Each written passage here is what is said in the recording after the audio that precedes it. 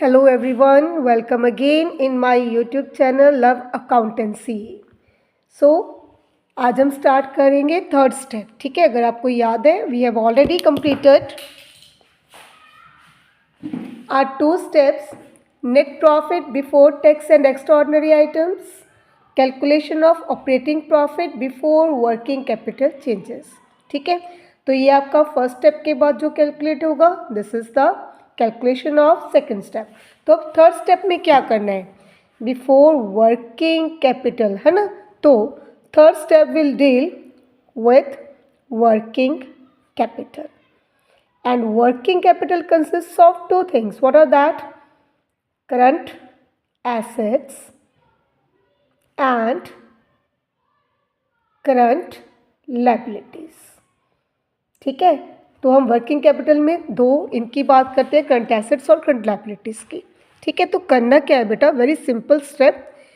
Increase in current asset. अब अपने mind में कुछ लेके आओ, जैसे स्टॉक. ठीक है, अगर आपका स्टॉक इंक्रीज हो रहा है, what is the reason? Stock increase मतलब मैंने स्टॉक परचेज किया. अगर मैंने स्टॉक परचेज किया तो मैंने पेमेंट की. If it is on cash, मैंने पेमेंट की. ठीक है, पेमेंट की तो कैश क्या हुआ? आउटफ्लो हुआ. ठीक, तो जितने मेरी करंट एसेट इंक्रीज हो रही है उसको हम माइनस करेंगे. ठीक है, then same less decrease in current liability. For example creditors, तो आपके क्रेडिटर्स डिक्रीज हो गए. कैसे हो गए? मैंने पेमेंट कर दी, सिंपल है ना. तो मैंने जिनकी क्रेडिटर्स की पेमेंट की, मेरा पैसा गया, अगेन आउटफ्लो, सो लेस. ठीक है, so increase in current asset, decrease in current liability. ठीक है, दोनों माइनस होंगे तो ऐड क्या होगा? Decrease in current asset. Again stock की एग्जांपल ले सकते हो. स्टॉक डिक्रीज हुआ, मैंने सेल कर दिया, मेरे पास पैसे आ गए, है ना. तो पैसे आ गए, मैंने उसको ऐड कर लिया. ठीक है, तो एक और add, increase in current liability. ठीक है, तो याद आप कैसे रखोगे?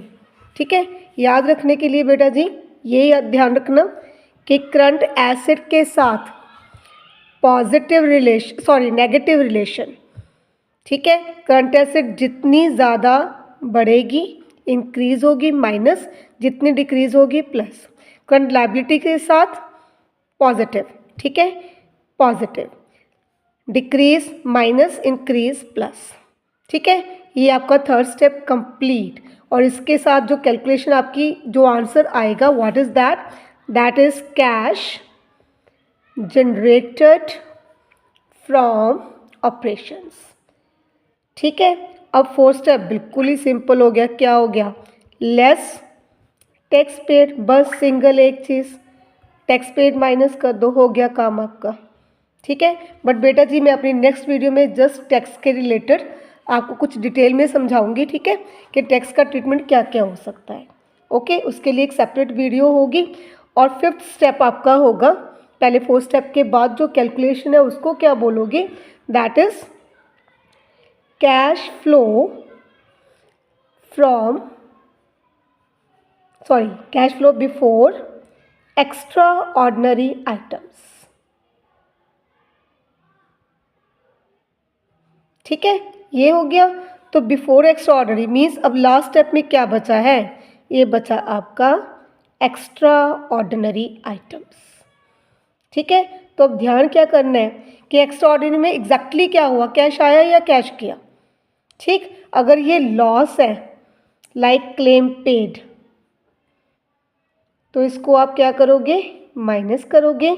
अगर आपकी ये प्रॉफिट इनकम है, कुछ गेन है ना, लाइक क्लेम रिसीव्ड, तो एक्चुअल देखो क्या हुआ? पैसा आया, पैसा गया, प्लस माइनस कर दो.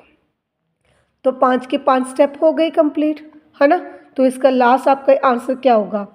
Cash flow from operating activities. ठीक है, इन केस आपका यही आंसर माइनस में आ गया तो आप क्या लिखोगे? Cash used in operating activities. देखो ओके है काम, ठीक है। तो एक बार फिर से याद कर लो थोड़ा सा। फर्स्ट स्टेप में हमने क्या कुछ किया था, पहले प्रॉफिट को कंपेयर करोगे प्रीवियस ईयर और करंट ईयर, ठीक है। उसके बाद डिविडेंड प्रपोज्ड पिछले साल का, इंटरम डिविडेंड और final dividend paid, then transfer to reserve, provision for tax of current year, loss of inventory due to five, ये क्या था, this was extraordinary item. सिर्फ दो चीज़ आपने माइनस करनी है, रिफंड ऑफ टैक्स एंड कोई भी extraordinary item credited to P&L। First step complete. Second में non cash and non operating items, ठीक है। Depreciation, interest on borrowings, goodwill amortise, loss on sale of machinery, bad debts हो गया, patents amortise हो गए, है ना। Interest dividend received because these are investing activities, profit on sale of investment, ठीक है। पिछली वीडियो में ये एग्जाम्पल करवाई थी, आपको याद होगा, है ना। तो ये हो गया कंप्लीट आपका। थर्ड स्टेप में करंट एसेट और करंट लायबिलिटी, सिर्फ दो चीज़। हाँ जी, एक चीज़ ध्यान रखना, अगर आपका करंट लायबिलिटी में, ठीक है, आपको या तो बैंक ओवरड्राफ्ट गिवन है या आपको शॉर्ट टर्म बोरिंग्स गिवन है, इसको आपने ऑपरेटिंग में ट्रीट नहीं करना। बैंक ओवरड्राफ्ट और short term borrowings, these both, ठीक है, they will come under your financing activities. मुझे पैसा चाहिए था, मैंने किसी से उधार लिया, है ना, तो ये मेरे लिए फाइनेंसिंग एक्टिविटी है। क्लियर। तो इन दोनों को ट्रीट नहीं करोगे आप ऑपरेटिंग में। सेम वे आपका करंट एसेट में गिवन है cash balance, bank balance, current investment, and the last one is marketable securities, ठीक है। तो इनको भी आप ऑपरेटिंग में शो नहीं करोगे, ठीक है।